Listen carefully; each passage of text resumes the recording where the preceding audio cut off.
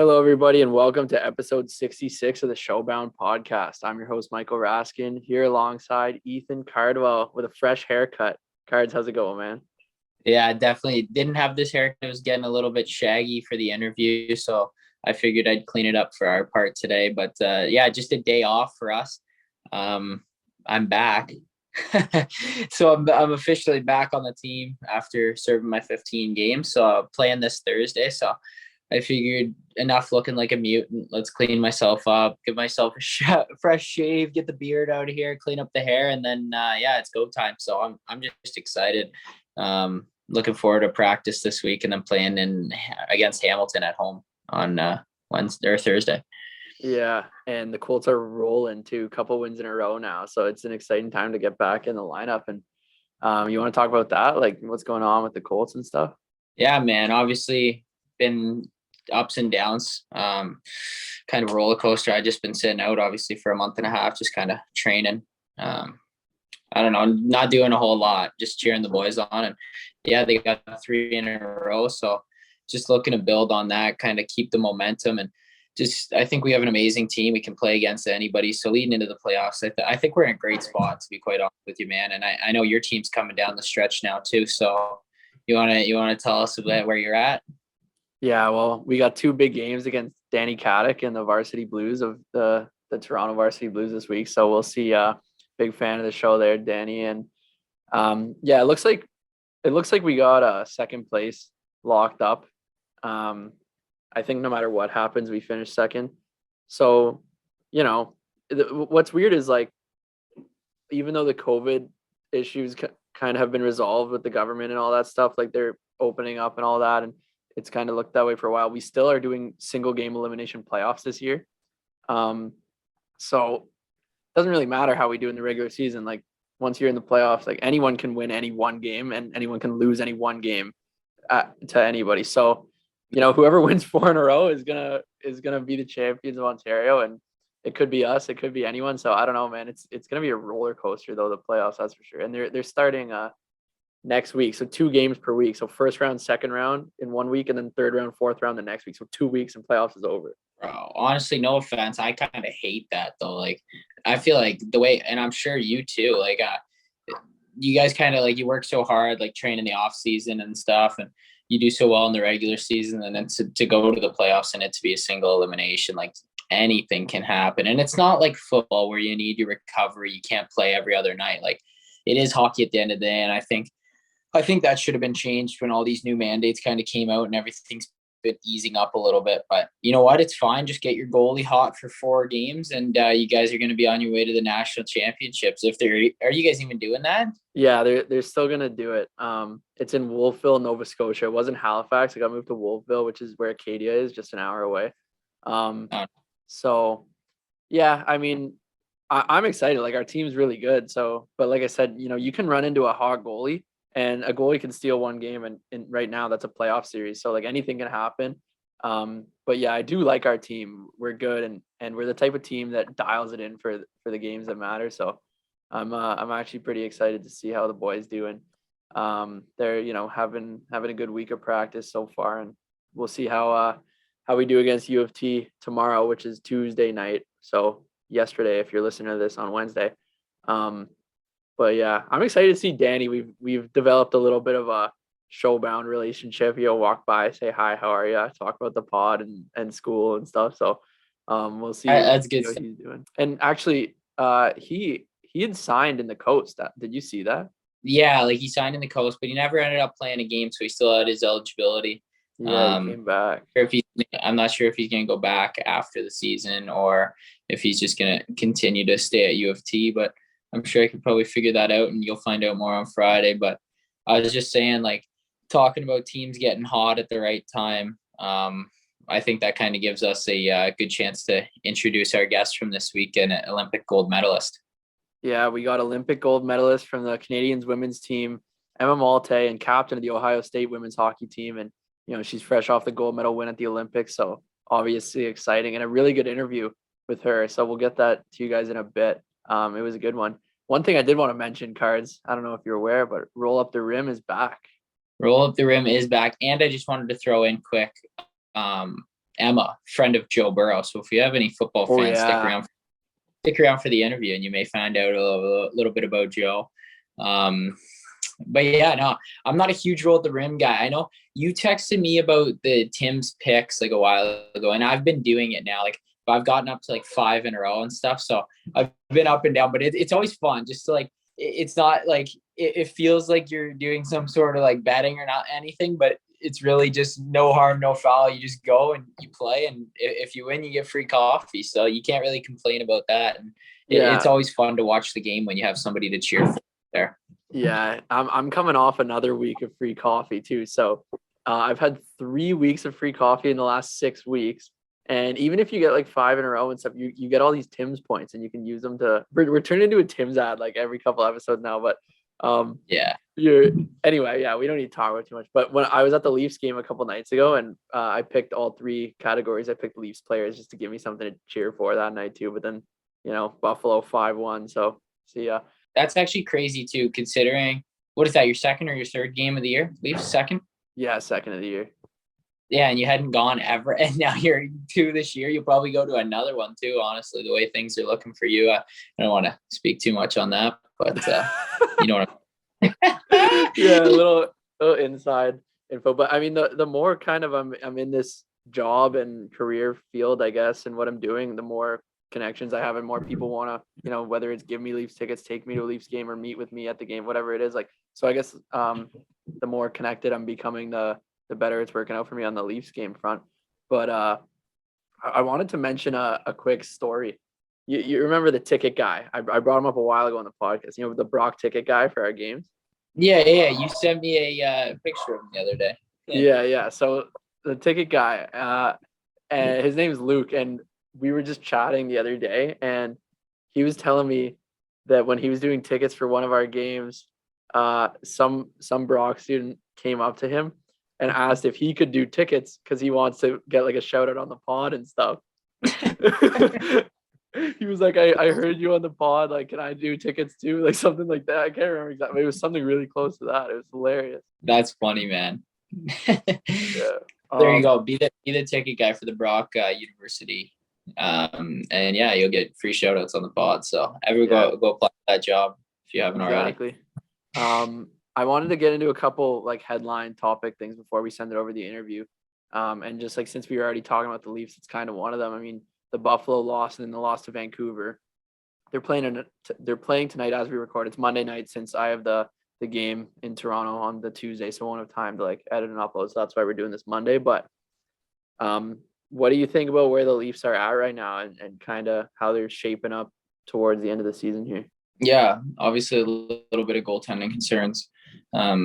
Jack Campbell kind of came out of the gates so hot this year and kind of blew everyone away. Obviously, there's talks about the Vezina earlier on in the year, and it's kind of been a little bit of a struggle for both goaltenders of late. So, I think they have such a high-powered offense. They can put pucks in the net. Matthews, I think he's getting 60 this year. So I think they're obviously going to be fine. They're going to make the playoffs. They're going to be okay. But no, it's definitely concerning. I think Jack Campbell is definitely going to come around. And Mrazek's no slouch in his own. Like, I think he can play really well.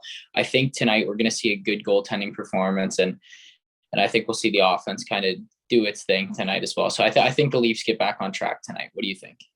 Well, I'm always biased, and every time I get a choice, I always say the Leafs are going to win. So yeah, I'll stick with that. I think the Leafs are going to win tonight. But what about first round of playoffs? Do you think right now, looking at them, do you think they make it out of the first round? No, not the way they're playing. See, as much as I hate to admit it, like I kind of feel the same way, man. I mean, they're not playing like a team that can go deep in the playoffs. I guess I still think they will, just because I can't say no, they won't. But in my head, I'm not as confident as I was, so I'll say that. But I wanted to mention Wayne Simmons and Mark Giordano, 1,000th NHL games from this past week. So 2 big names, and Wayne Simmons obviously on the Leafs, Giordano captain of the Seattle Kraken. So quite the careers they've had. You want to touch on that at all? Yeah, a couple journeymen. They've been all over, and obviously 2 guys who've kind of been a staple in the league for a while. I know Simmons had more of a bigger role earlier on in his career, and now he's kind of found that role in the Leafs in the fourth line, maybe a tough guy enforcer, get pucks deep, stuff like that, chip in the odd goal and stuff here and there. But no, he's been a great player his whole career, done a lot to grow the game. And then same thing with Giordano, obviously captain of the Flames for so long, and then the first captain in Seattle Kraken history. So he's had one hell of a career, and I think he's definitely up there for one of the best undrafted players of all time, for sure. Yeah, that's a good point. Moving on, I wanted to say Jason Robertson with the back-to-back hat trick. So OHL alumni going crazy there. And he's just been rapidly turning himself into an NHL superstar. Would you agree? Yeah, no, you can't argue with the stats. They've been blowing up as of late, and it kind of seems like every night he's good for at least a point, for sure. Yeah, he's a good sleeper, not even sleeper pick, a good pick on the Tim's app when you see him there, Cards. Not a bad one. Yeah, no, especially if you can find him in the second group. You can't find him in the second group of guys very often now, but before you could, and it was definitely a nice sleeper. But no, definitely a player who's turned it on this year for sure. Yeah. You can kind of see perks in his game last year. Obviously, he was right in there with the talks for the Calder with Kaprizov, and now both of them obviously flourishing as kind of, like you just said, superstars in the game. Yeah. And then last one, kind of before we send it to the interview, I just wanted to mention the gas prices, man. How wild is it? What is it in Barrie right now? Dude, don't get me going. I think I saw it at 187 today. Oh. Dude, I'm pretty sure it was 187. And don't even get me started because I drive a Jeep Wrangler, and those things eat gas like it's their job. So, I've become a little bit greasy, just trying to find rides with everybody I can lately. Because you've been the driver too all year, right? Oh yeah, man. Yeah. So even the other night to the game, I asked my billets. I'm like, hey, do you guys mind driving me can I hop in with you guys to go to the game? Normally I'd just drive myself at game time, but I went for warm-ups and stuff early because I just want to save money. Cause it was it was $122 for me to fill up, and that was when it was only at 160. I'm scared to fill it up. I think I'm gonna get close to 150 here, and that's on a Jeep, and I'm filling up every week and a half. It's getting ugly for me. I know you have a more fuel efficient car, so it's less bad for you, but still everyone's getting. Actually, I kind of saw a funny meme online. It was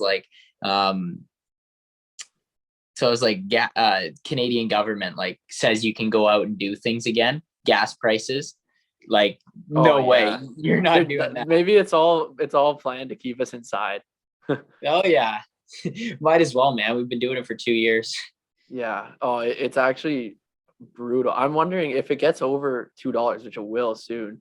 Do you think the government? I mean, this is way over our head, but I'm just posing this to everybody, I guess. Do you think the government would ever step in and subsidize it and be like, look, we're gonna lower it to $1.80, or we'll cap it at $2, and we'll just take the loss ourselves, or something like there's got to be a limit where they might step in, I think, and just be like, okay, it won't go higher than this. I don't know, but I feel like it's going to be a summer of the bike. I think a lot of people are going to invest in some $300 bikes, which it would be the cost to fill up their car twice, and then just bike everywhere. Yeah, gas prices are absolutely absurd, but now we'll send it over to an awesome interview with Olympic gold medalist Emma Malte. We are pleased to be joined now by Olympic gold medalist Emma Malte. Emma, how's it going? It's going great. Just, hanging out after it's been 2 weeks now. It feels like it was yesterday, but it's crazy. Yeah. Yeah. So, I mean, couple things since winning gold for you. I know you just got your driver's license yesterday. Is that right? Yeah. So I actually, because of the COVID, I had a G2. So in Ontario, you have to get that G thing. So there's a few restrictions, but yeah, I just got my G. So that's a little embarrassing. Yeah. I mean, Cardsy's looking forward to that when he turns 16 in a couple of years, eh? Yeah, no, I still got 5 years till then, so I got some time to work.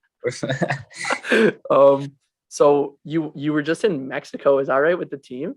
Yeah, there's 13 of us who went to Mexico. So was that just a huge bender for a couple of days, or what? Yeah, it was a lot of fun. We we set it up like before, and when we were like kind of in quarantine, like just have a plan after, and it turned out to be just a huge celebration. So that was fun. Oh yeah, like if you guys lost the gold medal game, it could have been. I mean, you'd be drinking either way, but that would have been a miserable maybe a couple of days. Yeah, we were thinking like we were saying like honestly, we probably would have drank more if we would have maybe gotten the silver. I don't know. Who can like throw drinks down hard on the team? Um, Honestly, a lot of girls are really fun. I would say like I love to stay out late, and always who's around is Ashton, my Ashton Bell. She's like my age too, and we love to drink. And then Pooh and Stace are fun, and Pooh, Stace, and I'd say Soupy, the goalie, are one of our goalies. Yeah, honestly, we have a lot of really good drinkers. It's a lot of fun. That's awesome. And I guess we'll kind of get into this like heavy drinking, good drinking Olympic team now. And so you guys obviously just won gold. Canada's super proud. Obviously, you guys represented amazing. And just kind of starting at the very beginning of it all, how did you find out you made the team? Yeah, so we actually were centralized since August. So right before Worlds, we started and went there. And I found that out in July, I want to say, like pretty. I had Can to you wait just explain what that means for the listeners who don't know? Of course. So basically, there was like 29 of us, so maybe like an extra line or a line and a half. So, on top of the roster, went to Calgary for basically half a year, and we all lived there and trained every day. We played a lot of exhibition games against like the junior A boys, and played a lot of like US rivalry series throughout the year. So we would like basically practice every day. And I made Worlds, but Worlds was more so like we won, but it was an awesome experience. But I felt like it was part of like the tryout, like it kind of was, because it was like the start of the process, right? So like I did really enjoy it, but it was hard because you're more nervous because ultimately everyone wants to be on the Olympic team. So then after Worlds, everyone came back together, like that big group, and so after Christmas or right before Christmas is when I found out I made it. So that was really exciting moment. I remember like I was sitting in the spot and it was like a Zoom call, and yeah, it was insane. That's incredible. And actually something just came to my mind. I didn't even think about it till now, but since you guys had like an extra line and like everybody's fighting for that spot to be able to go to the Olympics, like it's obviously an incredible honor. Like how chippy was it in practice? Like would things get physical or heated out there? Like just trying to battle for those last spots? We were all very close, like group of girls. And I think like everyone just has an understanding, like everyone wants to be on that team at the end of the day, but we were all such good friends and like we really rooted for each other. And I think that was really special. But yeah, I mean, like I'm for sure a culprit of like being super physical in practice and like being super annoying. I mean, especially for players like me, like when you're trying out for the fourth line and like you kind of know that you want to be annoying in practice. So I mean, I think practices were just as hard as the games, which is crazy to think about.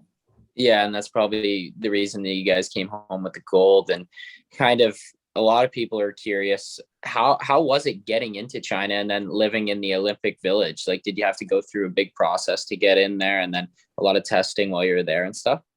Yeah, like the flight into China was super long. And then once we landed, we were there at the airport for like 5 hours, just like waiting for them to like do all the checks. And like we had to fill out a ton of paperwork just to get into the country.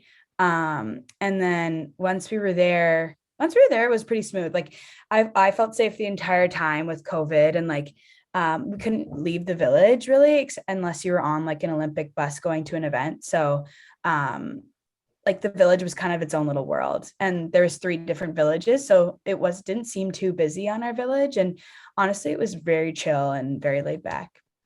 That's awesome. And we've heard a few bad reviews on the food in in there, and you're already laughing. So I don't know where this is gonna go, but how was the food in your experience? Yeah, it wasn't ideal. I mean, I don't know. It's not what I expected. Like I don't have anything to compare it to. So like you know what I mean? Like it was my first Olympics, so like I don't know what it's been like in the other Olympics, but apparently it was quite a difference. We came prepared though. Like we had a lot of stuff at the rink and we could have protein shakes there and yeah, we made it work. We made it work. But Okay, we'll leave it at that. Nice and short. Chance to be able to tour around the village at all, or like be able to go watch any of the other yeah, so the events village people. isn't that big, and that's something I was like surprised about at first. So we had a lot of spare time because our parents couldn't come, and usually in your spare time you would spend with your parents. So we honestly got really close as a group and did a lot of things around the village, like looking at the rings. There's like a little shopping center-ish kind of thing, flags, country flags, and then I went to a bunch of events because I love that stuff. So I went to go watch like big air, speed skating, figure skating, men's hockey. That's awesome. Yeah, I think that's super cool too, just to kind of be able to go and like watch the other events and be able to like root for your country. Because like we're obviously all watching on TV but to be actually there, like especially with COVID when nobody else can be. So that's awesome. Yeah. And it was super cool when like the speed skaters came to our final game and like they had the flags and you know what I mean? Like it's cool. Yeah, you feel the support for sure. And how did you find the level on the ice, the level of play? And do you want to talk about your goal, your first Olympic goal, and how you scored it? Yeah, sure. Yeah, so I mean, I think like just because we were doing it all year, like we were prepared. So the level of play was similar to Worlds, a little bit higher end just because it's like, you know, the Olympics. And yeah, I think I was used to it by that point. Like I felt prepared. But yeah, my first goal, it was super cute. I felt so like, I don't know, it was just so awesome. Like it was funny because it was like the ninth goal or something. And I really wanted to score because we were winning like 11-0. And I was like, I just want one. Like I just want one. But so once I did, like my teammates were so awesome. And it just shows how like genuine our group was. Mm-hmm. So in an 11-0 game type of thing, are you guys just rolling the lines at that point, or are you still is the first line getting big ice? Like, are you sitting a bit? How does that work? I mean, I'd say we were pretty much rolling. I mean, yeah. I mean, for like power play, like we obviously have set power plays, penalty kills, stuff like that. But yeah.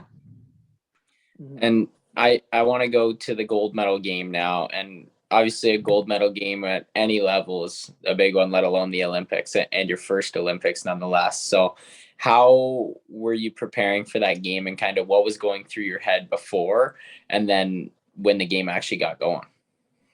Yeah, like I was a little bit freaked out just because like at the end, like we're battling for a medal. And I remember saying to my roommates, like I was roommates with Melody Daou. So like someone like that is so experienced. So I was saying to her the night before, I'm like I'm just scared. Like I'm so confident in our group, but I'm just scared like there's gonna be a bad bounce and like, you know, like that's a 2-0 versus a 1-0 or whatever.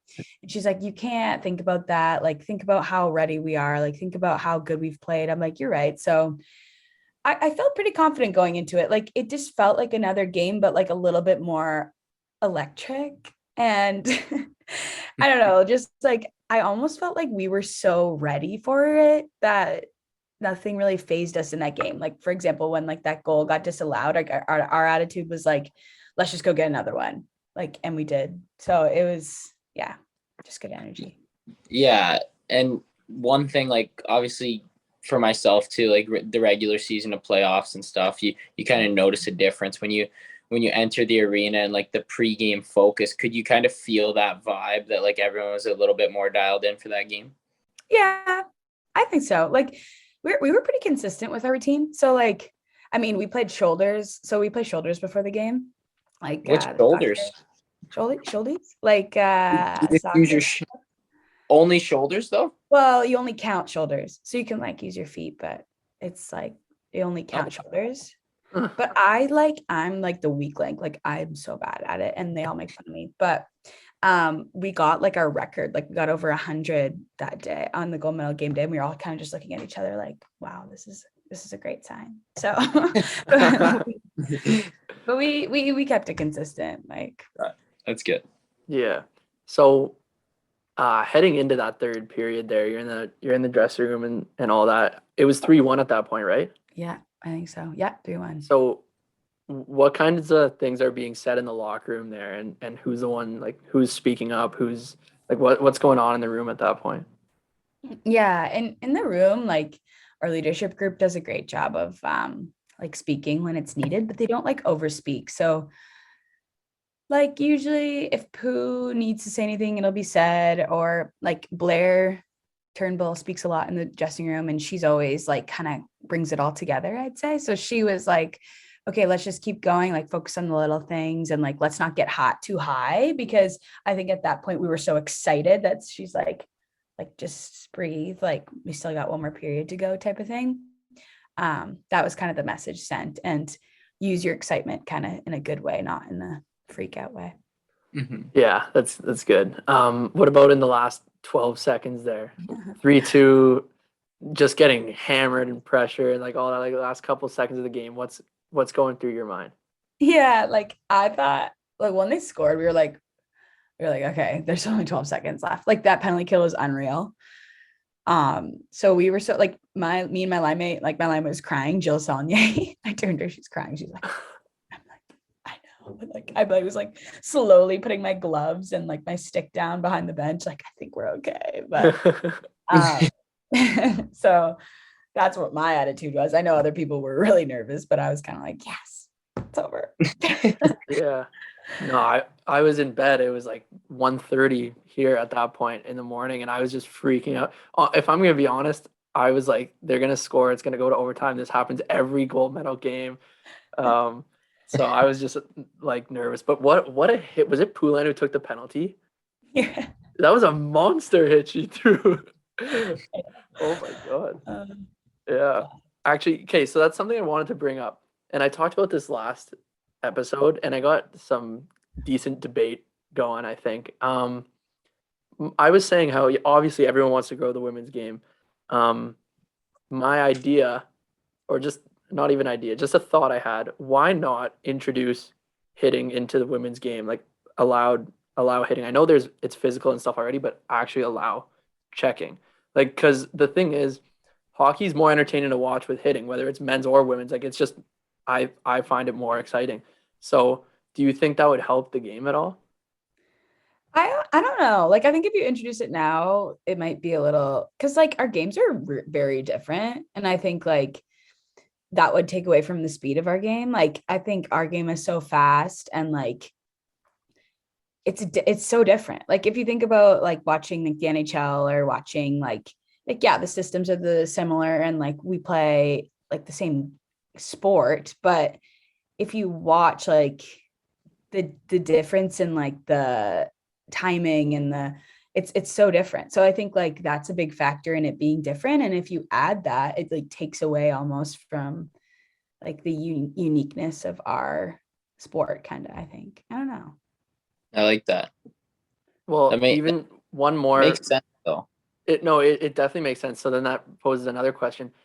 Do you think it would help to play on international ice more to showcase speed and like all games on international ice like that?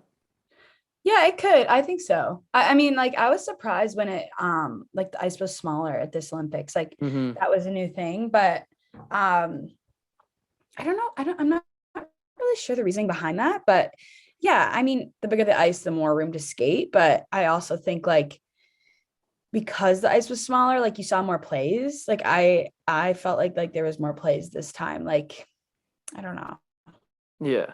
I don't know. There you can go back and forth with it, but Is the ice you guys practice on in Calgary international ice? they mirror what it would be like at the Olympics. So they could change it? Yeah. Oh, that's pretty cool. That's crazy. And then yeah, well, last question on this, and then we can move forward. But what was the night like after you guys won goal? How do you guys celebrate?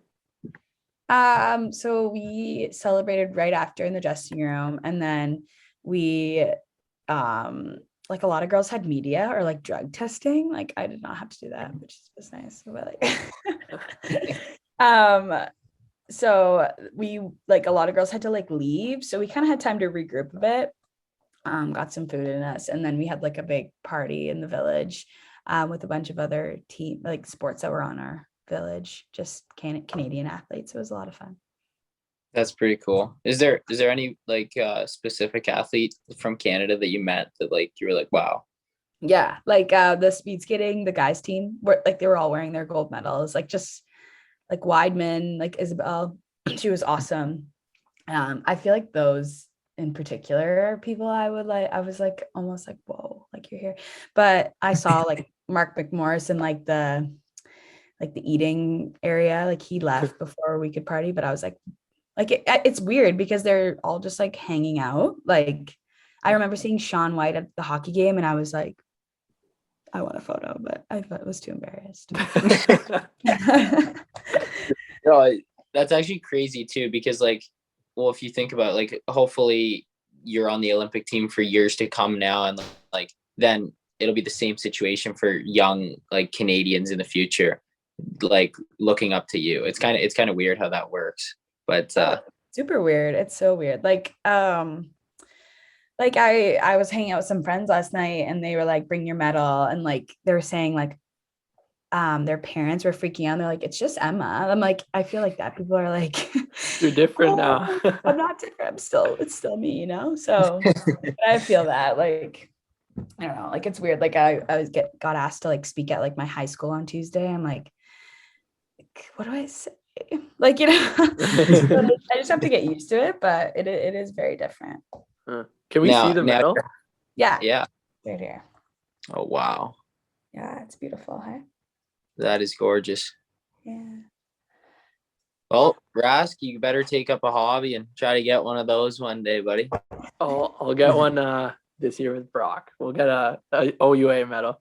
Yeah, I don't know if it'll be that much gold on those ones, but it'll do the trick. And I want to send it back to minor hockey and just kind of touch on how you came to be where you are today. And at what point growing up did you kind of realize like, okay, I have a future in hockey, and it's more than just like playing with my friends or playing for fun? Yeah, my story is a little bit different, I would say. Because I played boys hockey, like Burlington Eagles for till like midget bantam till bantam, like pretty long. With hitting and stuff then. Yeah, with hitting. Oh yeah. wow. Yeah, well, that helped me because I'm small. So like that really helps, you know? And then so I played that for I was in the weird age where like they took away hitting.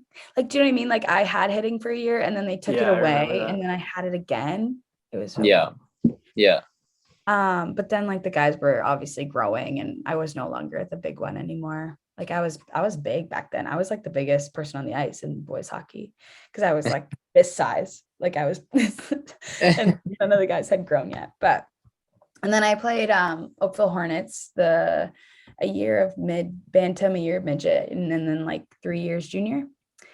Which really helped because then I got recruited to Ohio State like before grade 9, like very early. Oh wow. Yeah, I committed then. So like my recruiting process was pretty short. I decided really early, and like I always talk about like fate in that department because I just picked that school because I loved it. And there was 2 coaching changes throughout my 4 years of high school. My parents were like, oh, like you should maybe look somewhere else. Like, I don't know. But I stuck with it because I just loved the school.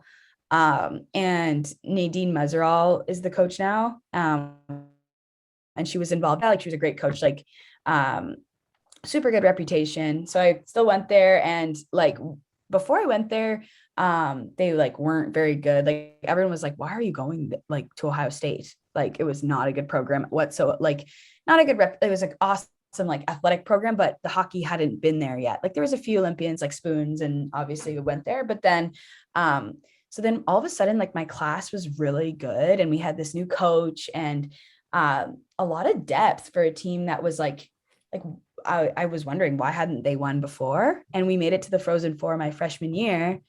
And then ever since then, we like had continuous success. Like right now they're playing in the WCHA championship today, Ohio State. So I think just like helping to build that program, like really accelerated my development in hockey.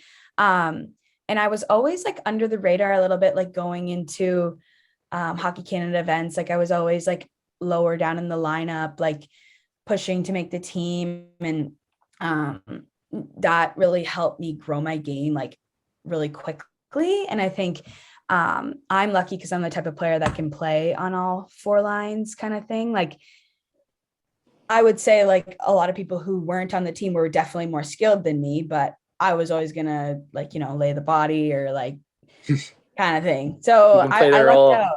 Yeah, I lucked out that I could play the role. So then actually it all happened really fast because with COVID and stuff, I didn't have any like senior team experience. So heading into like the selection for centralization, I was like, oh my God, like, I don't know.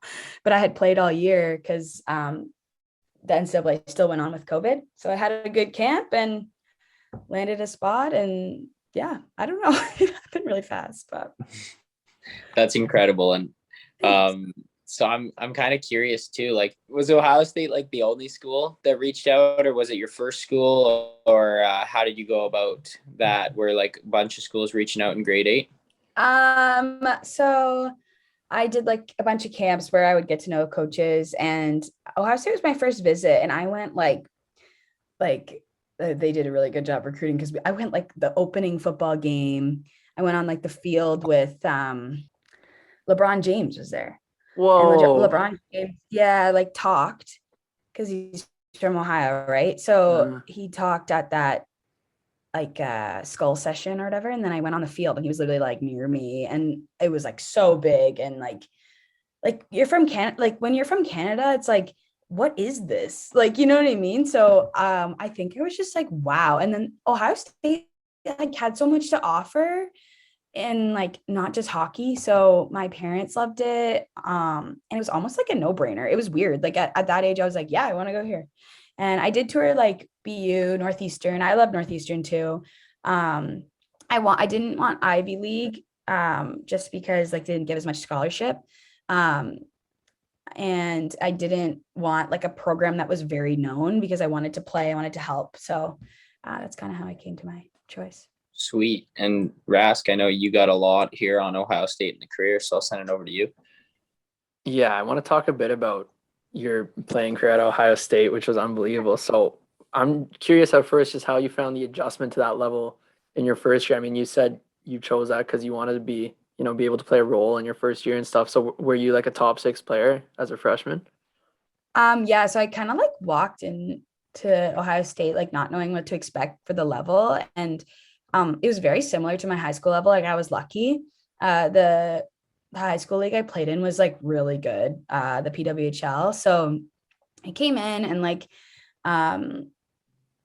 we had like a good team, but I kind of was just like, I don't know, I just fit into the like first line role at that point, and I was left wing from the beginning, which I wasn't used to because I always played center in high school. So yeah, there wasn't a huge adjustment. I think when I think back at that year, it's like almost a fever dream. Like I was just kind of going with it, and we did way better. So I think it was just a bonus on top of everything that's happening. Mm-hmm. And you came in, you were over a point a game in that first year, just so listeners can know, just shout out that. So what was your major? So I graduated with a health science degree. So I have one more year because of COVID. So I get to go back there this like fall or whatever, or summer. But yeah, so health sciences, and I'm going to take my master's in bioethics when I go back. It's like a year program. Okay. So you can play for one more year, is that right? Yeah. Oh, wow. Watch Nice. out, NCAA. Okay. And so you're currently the captain of the team too, is that right? Yeah, I was last year. But did they give it away this year then? So me and my line mate Liz, we were both captains, so she just had it this year. Okay. Yeah. Nice. Okay. But I imagine you'll probably get it back like 50-50 or whatever. I don't know. We'll see. So how did you balance being a student athlete there? Yeah, Ohio State makes it really easy because like sports is just so big there.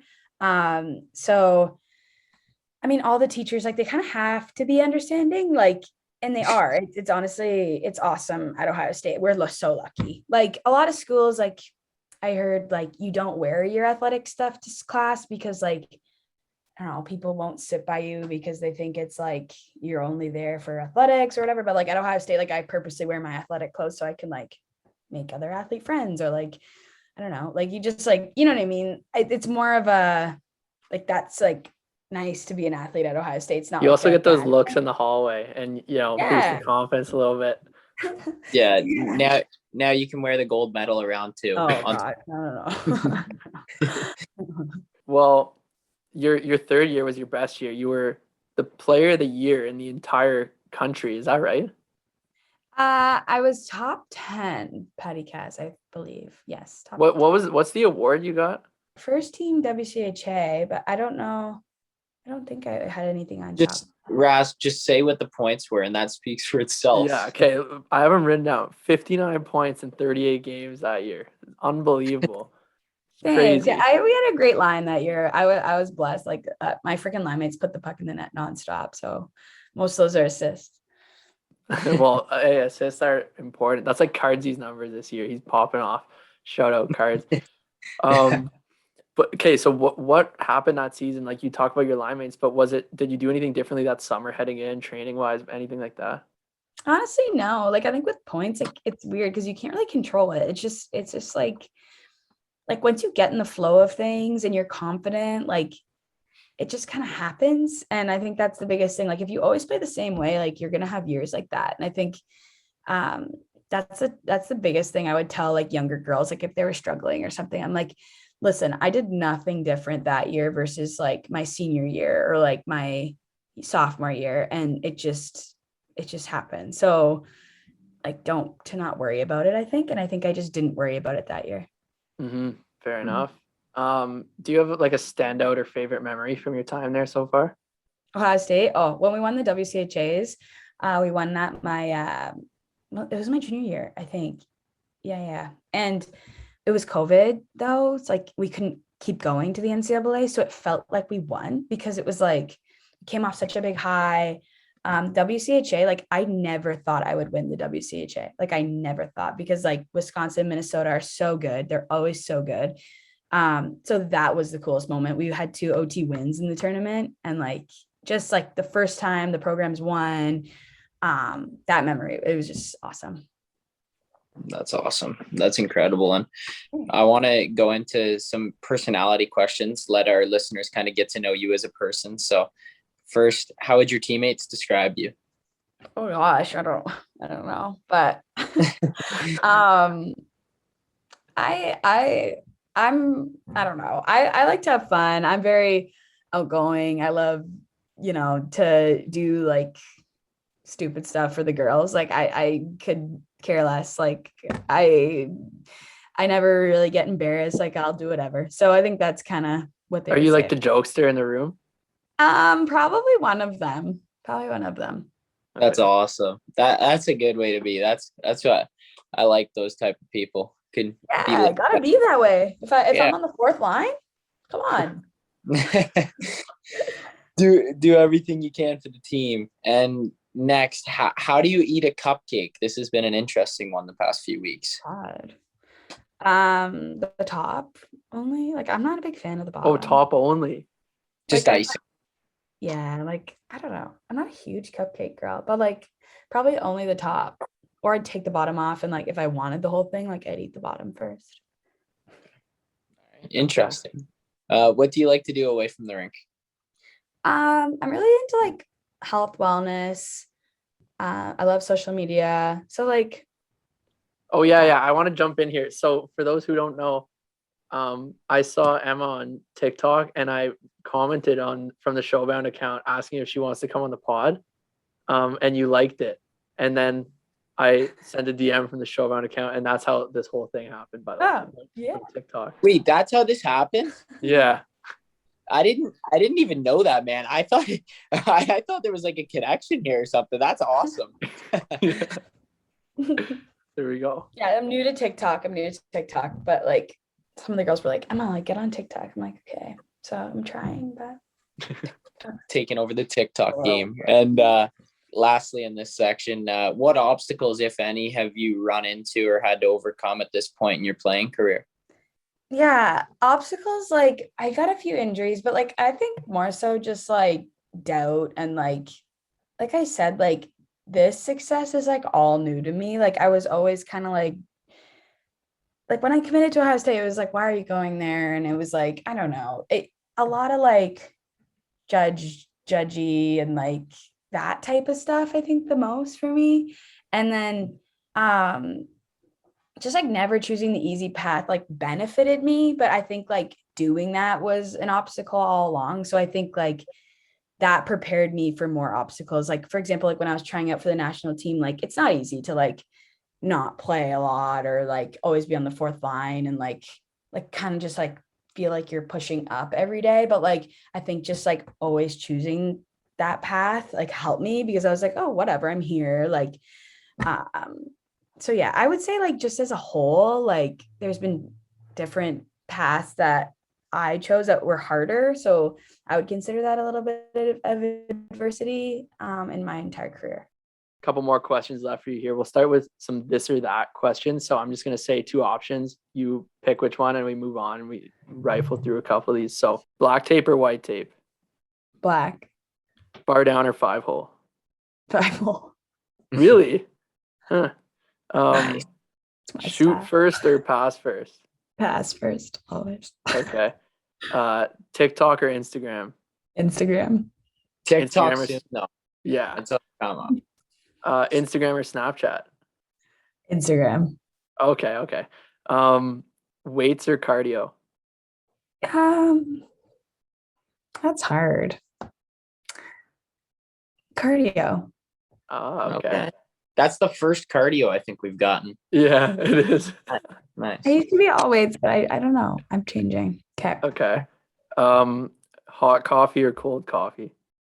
Oh, iced coffee all day. All right. And candy or chocolate? Chocolate. All right, there we go. This or that. Sweet. And last but not least, I know we've been limping through this with the bad winds in Ontario today, breaking up the power and stuff, but fan questions, our favorite part, and our number one question asked every week. So what's your stick and what's the specs on it? Oh, so I just use a Hyperlight. No, the new one. What's the new one called? Is it the Hyperlight, the Bauer? Yeah. I just use a 60 flex. I cut it. 65 now, I think it is. It's changed, but I cut it, so it's probably like 70. And it's P92. Okay, yeah. Perfect. Nice. I'm like so bad with this stuff. I am not into it. I should be, but yeah, no, as long as the puck goes in the net with what you're using, that's all that matters. So we want to know about tell us about the story behind the picture of you drinking champagne while Natalie Spooner carries you. Yeah, so after the game, like me and Spoons, I get on her shoulders after every game and to that song. So like when we won, we had to do it, and I just had a bottle of champagne and there was someone taking a photo. So honestly, that was very like candid. Like I wasn't posed. So you guys do that anyway without a camera? Yeah, like we did that after the Olympics too. Like no one was in there, but like after every win, that was like part of our routine. I would get on her shoulders and she would, I don't know. So okay, that's awesome. That's so cool. And already asked that one. We already went over the notable people that you met or saw. Who's the funniest person besides yourself on Team Canada? Kristen Campbell is hilarious. It's like she was our third goalie in the Olympics, but she is so funny. Like I can't with her. But like she like for a pregame speech, like we would like rotate who did a pregame speech, and like our captains would pick based off of like the whole year. And she did one, and she literally sang a song. Like she remixed like Hello from Adele about us. Oh my God, it's so funny. But like just stuff like that. Like, how do you think of that? So yeah, she's hilarious. Yeah, pretty random. That's good stuff. That's always the best kind of stuff. Yeah. Did you feel the support from Canada even though there was no fans? Oh yeah. Oh yeah. So like actually my parents, so in Burlington, like the QBs, my parents like put together like a get together. And like there was a bunch of my high school friends, different families. So like the nurse family and the Rattray family were there with some of their family. And like I saw the videos of that, and that like really warmed my heart. So that was like the main thing I saw. But you can feel the support all around Canada. Like I mean, right now I like walk around with my jacket, or like I bring my medal around to show some people, and like everyone is so kind, so exciting. So yeah. Yeah. And last but not least, actually, no, I have a fan question of my own. How cool was it to get all the Lululemon stuff? Oh, so cool. It's like a big highlight. Like you Yeah. come in, like it's a long day of travel, and there's like this nice, beautiful Lululemon suitcase like waiting there, and you're like, you have to look at it even though you're like exhausted. So yeah, that's so cool. I mean, I don't know what I'm gonna do with all of it. Like we're so lucky. Like it's insane. But I Yeah, love it looked like such nice stuff too. So it. and it's just like if you wear it, like it's obviously Lululemon, so it's the top of the line, and people are like, wow, that's an Olympian. Like it's pretty Yeah, cool. well, just like I might not wear it all the time because some of it is flashy, but like something like this, like I would wear this like normally, it's not too Yeah. much. But yeah. And now the caught on my words again, Raska. I'm always good for one per episode, but what advice do you have to any young women listening to this episode? I think just like realizing it's bigger than yourself. Like I don't think I realized um the responsibility we have as female athletes to like inspire and like try and like build the sport. Like I think that was never like my goal. Like it was my goal, but like I always wanted to make it. But I think like with that, like I realized like the responsibility we have. So I think that's the biggest thing. And advice in terms of like getting there, just like work ethic trumps everything. Like I say that every time. I am not the most skilled. I'm not the most whatever, but I do work very hard. So I think that's like says a lot. Awesome. Yeah, that's incredible. It was super cool to hear from you today. Yeah, and thank you. Actually, I kind of have one quick question because it just came to my head. I'm about to go watch Ohio State basketball game right now, but so you wouldn't have been at school when Joe Burrow went there, were you? Yeah, I was. Yeah. Did you ever meet him? Yeah, I met Joe Burrow once at like a party. No way. He was like third string back then, so or second Yeah. string. Like he was just like a normal dude. Like honestly, a lot of the football guys are like pretty famous, so they have to be very careful like where they go. So like I went to like a football party once. I was a freshman. And he was there, but he was like Joe. Like he wasn't like a big name, right? Like he was just Joe. And a lot of my friends knew him. Or girls I knew him. And so I was just chatting with him. Like he wasn't like a scary one to talk to, because like usually like you're intimidated to go talk to like the huge names, but like he was chill, right? Because he was like, yeah, it's insane because now he's like taken off, right? Like so, but he's such a nice guy, and like that I like that's so nice when someone like so nice and like genuine and like actually works hard, like makes it. Like that's so cool. But that's sweet. Yeah, because he was just like a third string. You just would have been like a regular Joe, and then now he's the real Joe Burrow. yeah. But yeah, no, we won't keep you any longer. Really appreciate it. Obviously, congratulations again. Incredible. Canada's super proud of all of you guys. And yeah, no, just thank you from us. No, thanks for having me. Want to thank Emma Malte for that awesome interview. Just a great one to have on, and still excited about that gold medal win for Canada. Like it was unreal. So it's awesome to have her on and hear about all her teammates and, you know, all the stories and all about the Olympics and the food and all that. So it was a good one. Yeah, man, for sure. I totally agree. And you can, like she said, she was like kind of one of the jokesters on the team, and you can kind of just get that from like just having a quick little talk with her. She's a super nice person, and yeah, super glad we got to have her on. And she's gonna be a big part in growing the women's game in the years to come. And I think we were talking about wanting to help that too. So for all the young girl listeners out there this week, I hope they got a lot out of that interview and enjoyed it as much as we did. Yeah, exactly. It sounded like someone's doing like burnouts at their car right outside my window. It scared me for a second. I thought someone threw like a rock at my window. Anyway, what is going on here? But yeah, you want to talk about like golf season for us here is right around the corner now, but you want to talk some golf? Yeah, like I know courses, like some of them try to push for like April 1st, like definitely April 15th, some are opening for sure. And no, it's just super exciting. Like golf season, obviously one of the best games in the world. So fun, social, all the aspects of golf. So I'm super excited. I know you're trying to get more into it this year. I think I have a little bit of an idea for our 100th episode, like kind of gift or something like that, like when it ever comes around, like, or we may have to do it before, but I want to do it during the golf season, and I want to kind of like make a video out of it, but I'll keep that hush hush for now.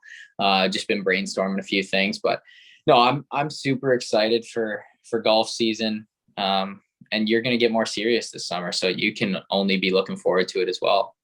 Yeah, I'm going to try to get out there. I'm going to try, realistically speaking, at least 2 times a week, hopefully like 3. But if I can go 2 times a week, I'll be pretty happy with myself. My game was coming together. I need to remind you, Cards, you can't base it off that Showbound showdown, because there was so many factors. Like that was not only the worst I've ever played, it was like it was beyond that. I mean, I was just nervous with managing like all the camera people, like just nervous in general. The wind, I've never even seen the court. It was a horrible showing. I'm better than that. But with that being said, I am looking to improve this summer, and you might have to give me a couple pointers. We'll get out for a couple rounds, and yeah, I'm going to improve my game. I've been drastically improving considering I've only really played 1 full summer of golf. I'm getting there, man. I'm getting there. No, you're definitely coming around to it. And I did want to reference, no, I'm not wishing to like, because obviously like, people are like, oh, you want to go golf and like the season's over. No, I'm not wishing for my season to be over. Just excited about the golf season. I'm very hopeful that we're going deep into the playoffs and I'm golfing well. My season's going on. So just wanted to make that point clear. And I wanted to quickly talk about the Arnold Palmer Invitational this week. Obviously, the PGA Tour event that was taking place in Bay Hill and in Orlando, Florida, and it was crazy, man. I don't know if you watched it all, but Rory shot 7 under day 1 on Thursday, and come Sunday afternoon, the winning score was -5. So the field drops back 2 shots on the day 1 lead. The course was like out of control hard. Just very difficult course, and it looked tough, man. Like it honestly looked like some of the time you were broadcasting amateur golf, because like they looked human for the first time in a while. Like you normally just see them hitting these great shots. Guys are hitting it all over the place, can't hold balls on the green, can't chop it out of the rough. Like it was a difficult one. Did you catch any of the action? No, I missed all of it. I saw a couple clips on TikTok, so I got a little bit of that, but that's all. Well, speaking of golf and all this going on, we kind of have the 5th major this coming week, the Players Championship. All the players look at it as one of the biggest tournaments of the year, so we might as well do some predictions before we wrap up the show. I know you have one. I think I know who you're going to pick, but let's hear your pick for this week. Were you thinking I was going to say Will Zalatoris? Yeah. No, I'm going to switch it up. Okay. I haven't even watched him play since the Masters. Was it the Masters that I started liking him? Was that what it was? Yeah, I think so. Yeah, I haven't even really heard his name at all. How's he doing, by the way? No, he played well this week. He had a brutal last day, but all in all, he played well. If he could have putted better, he would have been right there for the win. Yeah, I'm gonna go.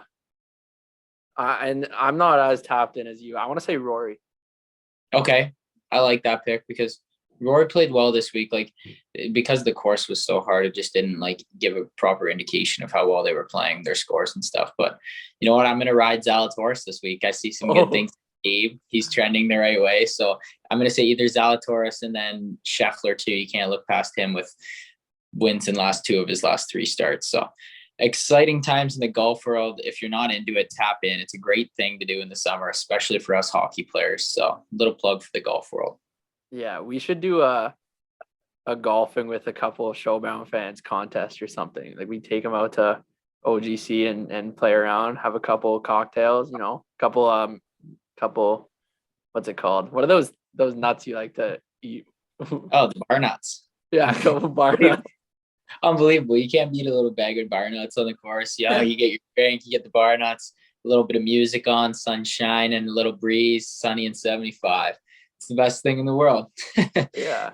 Well, I guess with that being said, let's hear your weather report and then take it away with the outro because I know it's drastically changed the weather in the last 24 hours. So let's get an update from the weatherman here, Cardsy. Okay, well, we've been all over the place. In southern Ontario, I know we had a windy day, a lot of wind warnings, and I hope everybody stayed safe through that. I know Rask was enjoying the 18-degree weather, and it was only teasing him a little bit for the golf season upcoming. But no, just we're back in the winter weather. Going to be minus all through the week. A little bit of snow. We're experiencing some flurries tonight in Barrie, Ontario. And you know what? With that being said, we'll catch you next week and hoping for some sun.